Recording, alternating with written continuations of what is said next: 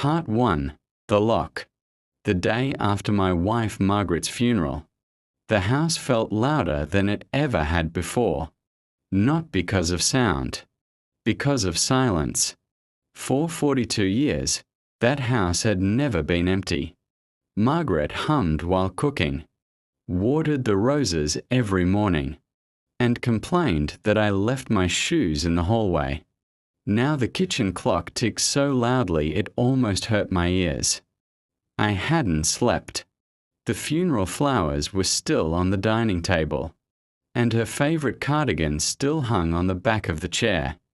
I kept expecting her to walk in and ask why I was sitting in the dark. I finally forced myself to leave the house that afternoon. I went to the cemetery to replace a flower arrangement the wind had knocked over. I stayed there longer than I planned, talking to a stone like a foolish old man. "I don't know how to do this without you, Maggie," I whispered. I didn't know that while I stood there, my own life was being erased.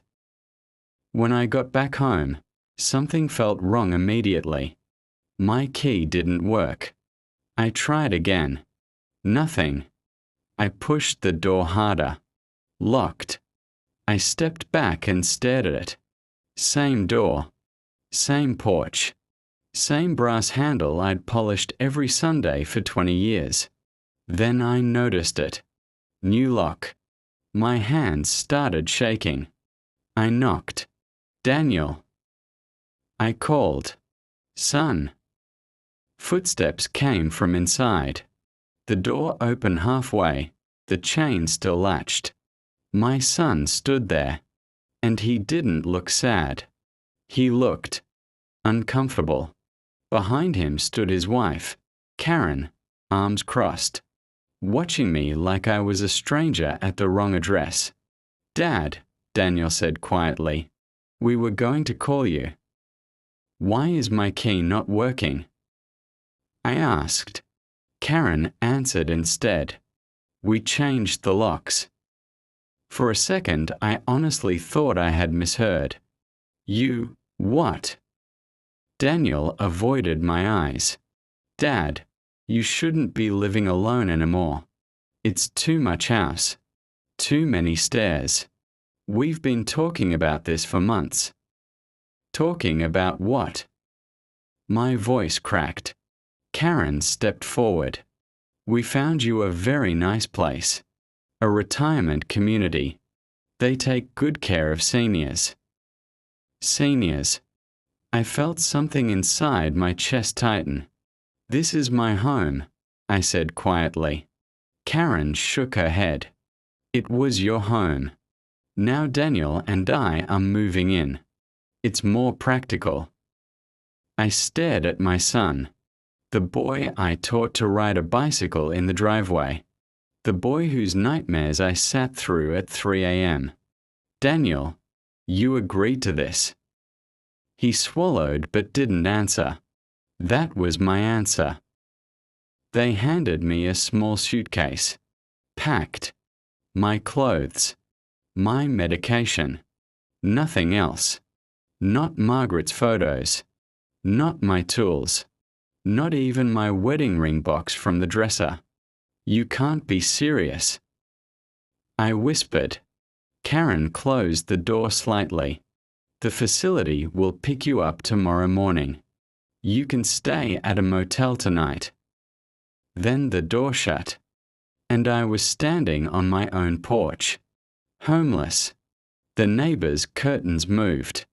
I sat slowly on the steps. I wasn't crying. I wasn't angry. I was empty. But then, as I reached into my coat pocket, my fingers touched something I didn't recognize. A small envelope. My name written in Margaret's handwriting. My heart stopped. I don't remember putting it there, and I know I hadn't seen it before. With shaking hands, I opened it. To be continued in Part 2. Part 2, the first letter. My hands trembled as I opened the envelope. Margaret's handwriting.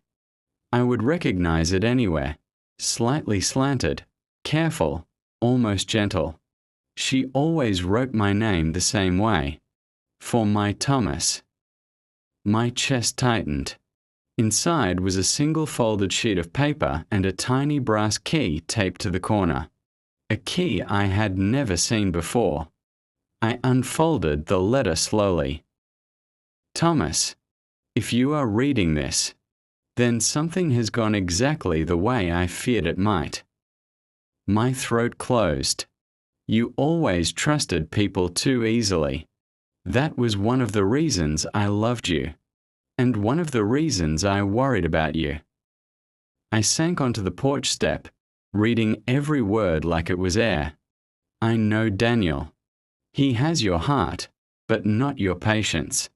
And I know Karen. Better than she thinks I do. My eyes widened. Margaret never spoke badly about anyone. Ever.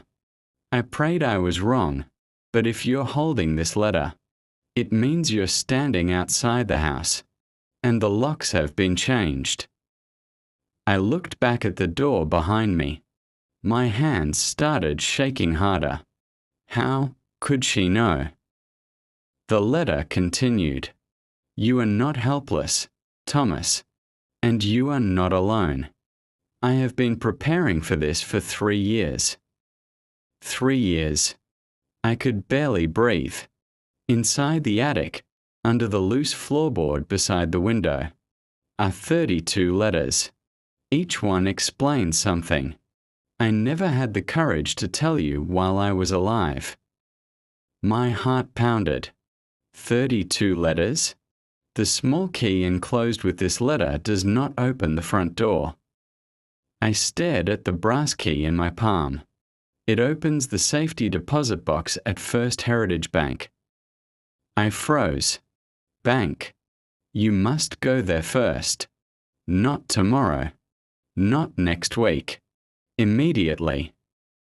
I read the next line 3 times. Then a 4th. The house is not in Daniel's name. I felt the ground tilt beneath me. It never was. My breathing stopped. I transferred the deed 2 years ago. Transferred. To who? My eyes rushed to the last line. You, my love, own much more than you think. My hands fell to my lap. Daniel had thrown me out of my own house. But Margaret had seen it coming, and she had done something about it. I looked back at the front door. For the first time, I wasn't heartbroken. I was confused, and something else I hadn't felt in days. Hope. I stood up slowly, gripping the letter and the key. Tomorrow I was supposed to go to a nursing home. Instead, I was going to the bank, and I had a feeling my son had just made the biggest mistake of his life. To be continued in Part 3. Part 3. The Safety Deposit Box. I barely slept that night. I stayed in my car outside the park. Margaret's letter folded carefully in my coat pocket. Every few minutes I would take it out again and reread it, searching for something I had missed. Go to the bank immediately. Margaret had never been dramatic. If she wrote that, it meant it mattered.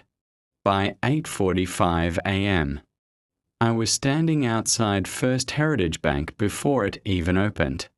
My reflection in the glass door looked older than I felt.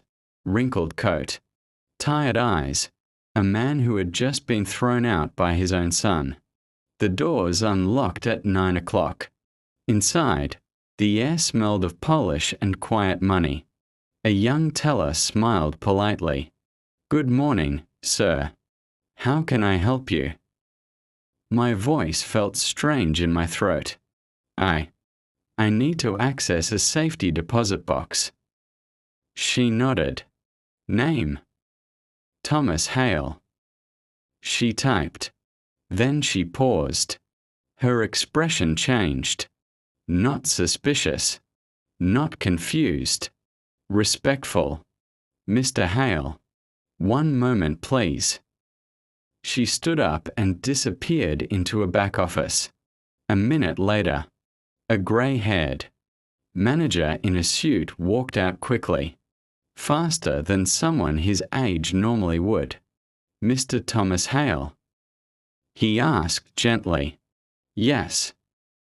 He extended his hand with both of his. Sir, we've been expecting you. My heart skipped. Expecting me? He gave a small smile. Your wife made very specific instructions. Margaret. He personally escorted me down a private hallway into the vault room. Thick steel doors opened with a deep mechanical hum. Rows of safety boxes lined the walls. He stopped at one large box near the bottom. This box has been maintained under your authorization for 2 years. Your wife visited regularly. I swallowed. She never told me. She asked us not to. He handed me a key. My hand shook as I inserted the brass key from the letter. It turned smoothly. The manager stepped away to give me privacy. I slid the metal drawer out. Inside was not jewelry, not cash, not documents like I expected. Instead, there were files, thick, organized folders, and another letter. I opened the letter first. Thomas, by now you know I didn't leave things to chance. My eyes blurred. I noticed Karen's behavior long before you did. The pressure she put on Daniel.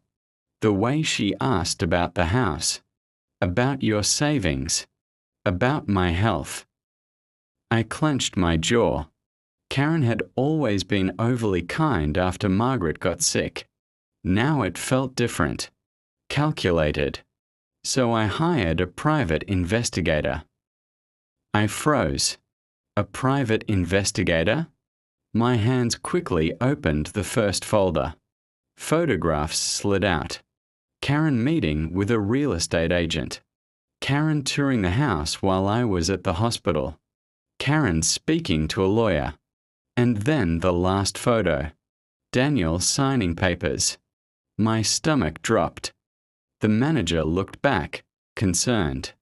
Sir, are you all right? I could barely whisper. My son was selling my house. The manager's face tightened. Before your wife passed. I nodded slowly. There were copies of contracts, email prints, and a document labeled Power of Attorney Draft, not yet executed. Karen had been preparing everything. They hadn't been waiting for grief to pass. They had been waiting for Margaret to die. My hands trembled as I reached the bottom of the box. One last envelope remained, thicker than the others. On the front Margaret had written, "Open this only after you see the truth." I opened it. Inside was a single sheet, and my world changed again. Thomas, the house is already legally protected. Protected? But that isn't the surprise. I leaned closer. I transferred ownership into a family trust. I stopped breathing. And you are not the sole beneficiary. Not the sole. My heart pounded. Then I read the final line, and I understood everything Margaret had been planning. To be continued in Part 4. Part 4. The other beneficiary. My hands trembled as I read the final line of Margaret's letter. The house belongs to you for life. But after you, it goes to someone who never abandoned us. I blinked. Someone. I turned the page over, thinking there had to be more. There was. A legal document attached behind the letter. Official. Stamped. Signed. Family Trust Beneficiary, Emily Hale. I felt my knees weaken and I sat down on the small chair inside the vault room. Emily, our daughter, the child who barely visited because Karen always made her feel unwelcome in the house. The one Daniel kept telling me was too busy to come around. Margaret knew. She knew long before I did. The manager gently asked, "Sir, is everything all right?" I handed him the document. They threw me out of a house they never owned. He read the trust summary and gave a small understanding nod. Your wife was very thorough. Legally, no one can remove you from the property, not even your son. I felt something shift inside me, not anger, clarity. For the first time since Margaret's death, I wasn't confused anymore. I wasn't weak, and I certainly wasn't homeless. I folded the papers carefully. I need copies of all of this. Already prepared, he said. Margaret had planned everything. Outside the bank, I sat in my car for a long minute, gripping the steering wheel. Daniel hadn't just made a mistake. He had betrayed me. But what hurt more was that he never even asked. Not once. Not one conversation. He simply believed I was disposable. I started the engine. I wasn't going to a motel. I was going home. When I pulled into the driveway, I saw a moving truck. Karen stood in the yard giving instructions to workers. Boxes were already being carried into the house. My house. She saw me and her expression immediately hardened. "What are you doing here?" She asked sharply. I stepped out slowly. "I live here." She laughed. "No, you don't. We explained this yesterday. The retirement home should be calling you today." Daniel came out behind her, looking stressed. "Dad, this isn't a good time." I held up the folder. "No," I said calmly. "This is the perfect time." Karen crossed her arms. "You need to leave." We changed the locks. I walked up the porch steps and stood in front of the door. "Open it."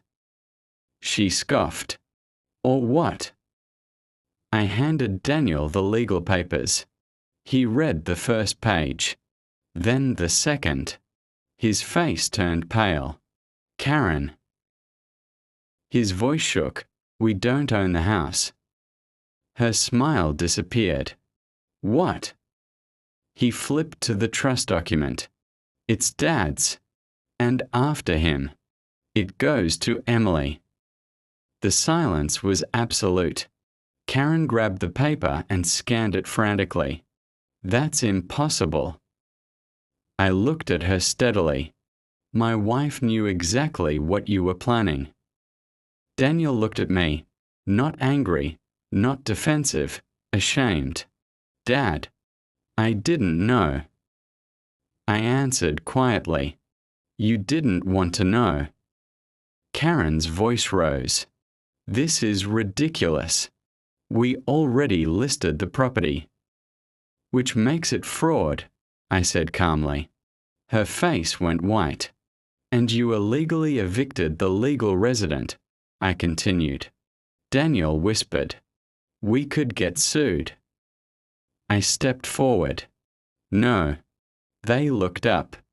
"I'm not suing." Karen exhaled in relief. Then I said the one thing she didn't expect. "I'm calling the police." Her composure shattered.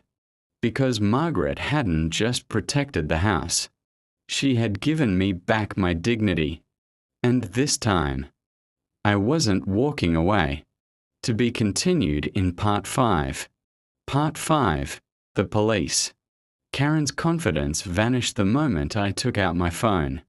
"You're being dramatic," she snapped.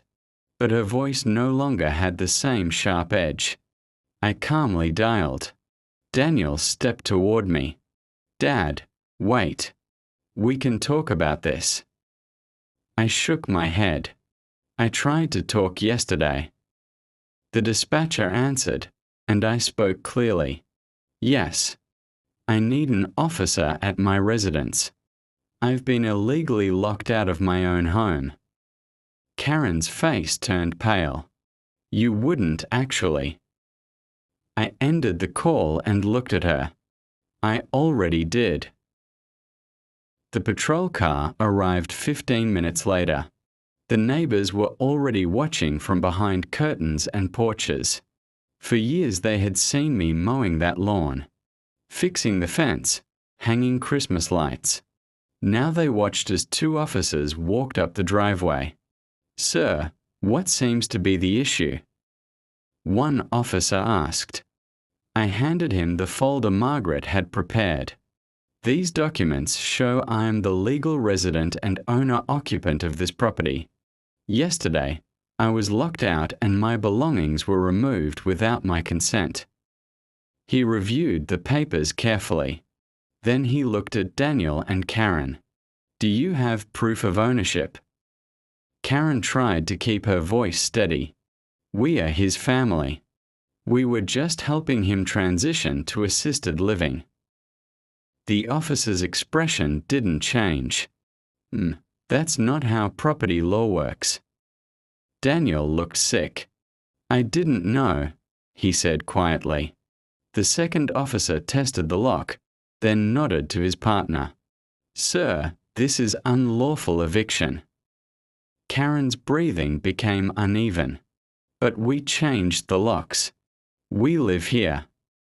The officer answered firmly. You moved into a property that isn't yours and denied the legal resident access. You need to gather your belongings immediately. Her voice cracked. You're throwing us out. I finally spoke. No, you threw yourselves out. Daniel looked at me, eyes wet. Dad, please. I made a mistake. I paused. The anger I expected to feel wasn't there anymore. Just disappointment. You didn't make a mistake, I said softly. You made a choice. The officers waited as Karen argued, protested, and finally began packing. The moving truck that was meant to remove me from my home now carried their furniture instead. 2 hours later, the house was quiet again. The police handed me a new key. Sir, you can re-enter your property. For the first time since Margaret's funeral, I opened my own front door. The familiar smell of the hallway hit me instantly, wood polish and lavender. Margaret's cardigan still hung on the chair exactly where I left it. I stepped inside slowly. I was home. Daniel stood on the driveway, not leaving. Dad. I turned back. I don't expect forgiveness, he said, but I want to fix this. I looked at him for a long moment. You can't fix the past, I replied. He nodded sadly. I know. Then I added quietly, but you can fix who you become after it. He didn't answer, but I saw understanding in his eyes for the first time in years. I closed the door gently. For the first time, the house didn't feel empty, because Margaret hadn't just left me memories. She left me protection. And one last lesson. Sometimes love prepares you for the day you stand alone. Part 6, The Attic. That night, the house was finally quiet again. Not the painful silence from before, but a peaceful one. I walked slowly through each room. Margaret's teacup still sat beside the sink. Her gardening gloves were on the windowsill. For the first time since the funeral, I didn't feel lost. I felt guided, because there was still one thing I hadn't done. The attic. I remembered her words from the first letter, under the loose floorboard beside the window. I grabbed a flashlight and climbed the narrow wooden stairs. The steps creaked just like they always had. Margaret used to joke that the attic knew when someone was coming. Dust floated through the beam of light. Old boxes, photo albums, Christmas decorations. A lifetime of memories stacked in quiet corners. Then I saw it. The small window. And beside it, a slightly raised plank in the floor. My heart began pounding. I knelt and carefully lifted the board. Underneath was a wooden box. Not large, but carefully wrapped in cloth, Margaret's cloth. The same floral fabric she used for sewing projects. My hands trembled as I opened it. Inside were envelopes, dozens of them, each labeled in her handwriting. Letter 1, Letter 2, Letter 3. 32 letters, just like she wrote. I picked up the first one. For a moment, I hesitated. Opening it felt like saying goodbye again, but I unfolded it anyway. My Thomas, if you're reading this, you made it back into the house. I knew you would. My eyes filled immediately. I'm sorry I didn't tell you all this while I was alive. You would have defended Daniel. You always protected everyone, even when they didn't protect you. I sat on the attic floor and kept reading. You taught our children kindness, but kindness without boundaries becomes permission. I needed to make sure you were safe after I was gone. I wiped my eyes. The letters aren't just memories. Each one explains something about our finances, our accounts, our friends, and the people you can trust. Finances? I grabbed the second letter quickly. Inside was information about a savings account I didn't know existed. The third letter mentioned an insurance policy. The fourth, a pension adjustment. Margaret hadn't just prepared emotionally. She prepared practically. 4 years. Then I reached letter 12. My hand slowed as I opened it. This one is important. I read the next line, and my heart stopped, because Margaret revealed the real reason she never trusted Karen. And it wasn't just suspicion. It was proof. To be continued in Part 7. Part 7. What Margaret discovered. My hand shook as I opened letter 12. Margaret had written, "This one is important," underneath the number. And somehow I already knew this wasn't about money. I unfolded the paper. Thomas, I didn't mistrust Karen because of instinct. I mistrusted her because I overheard something I was never meant to hear. My heart pounded. 2 years ago, when you were at the doctor, Karen came to visit me alone. She thought I was asleep in the bedroom. I could almost see it, Margaret lying quietly, her eyes closed, listening. She was on the phone in our kitchen. I kept reading. She told someone the house would be hers soon. She said once my illness got worse, Daniel would convince you to sign papers. She even mentioned a nursing facility. I gripped the paper tighter. Karen had planned this long before Margaret died. The letter continued.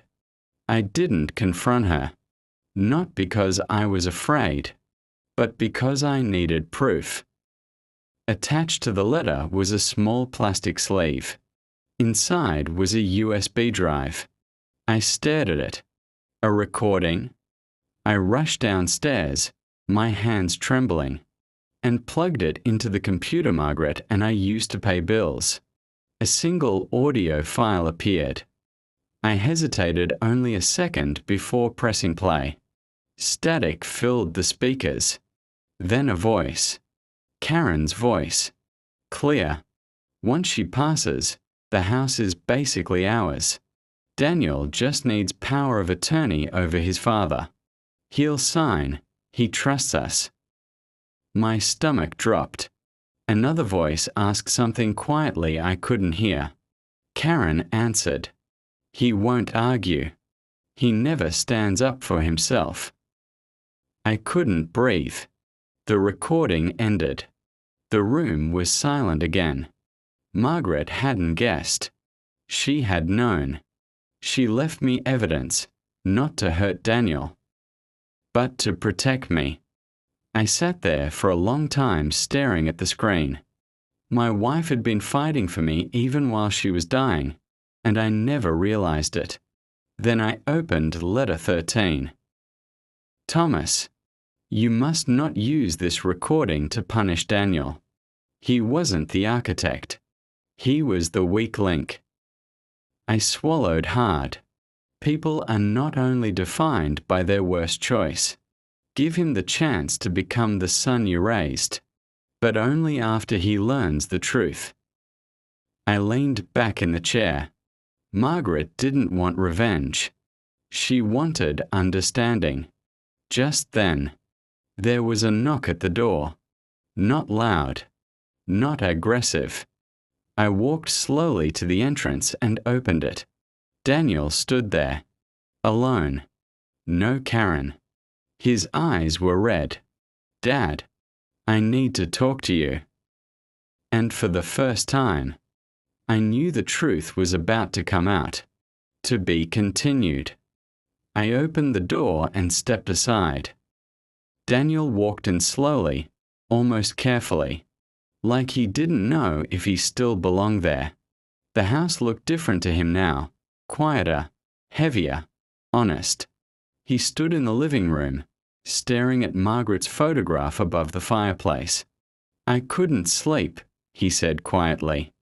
"I kept hearing your voice in my head from yesterday." I didn't answer. Instead, I walked to the table and placed the USB drive beside him. "What is this?" he asked. "Your mother," I replied. He frowned. I pressed play. Karen's voice filled the room. Once she passes, the house is basically ours. Daniel froze. The color drained from his face as the recording continued. By the time it ended, his hands were shaking. He sat down slowly. I didn't know," he whispered. I sat across from him. "I believe you." Tears filled his eyes. "I thought we were helping you. She told me you were forgetting bills, that you were struggling, that you'd be happier somewhere safe." I nodded. "She knew what to say to you." He covered his face. I chose convenience over truth. We sat in silence for a long moment. Then he looked up. "I want to make this right. Not because of the house. Because I failed you." I looked at my son, really looked at him. He wasn't the confident businessman now. He was the same boy who once ran into my arms after falling off his bicycle. "Your mother left 32 letters," I said softly. "And the last one was about you." I handed him letter 32. He opened it slowly. His lips moved as he read. Then tears fell freely. "Daniel, if you are reading this, it means your father trusted you again. Don't waste the second chance he gives you. A home is not walls. It is the people you choose to protect." He couldn't speak for a moment. "I don't deserve forgiveness," he whispered. I stood up and placed my hand on his shoulder. "Forgiveness isn't earned first," I said gently. "It's proven after." He nodded. "I'll prove it." And I believed him. A week later, Daniel helped me repair the fence in the backyard. The same fence we built together when he was 12. We worked quietly, side by side. Not perfect. Not healed completely. But rebuilding. Margaret had been right. She didn't leave me just a house. She left me truth. She protected my dignity. And in the end, She didn't just save me. She saved our family. The end.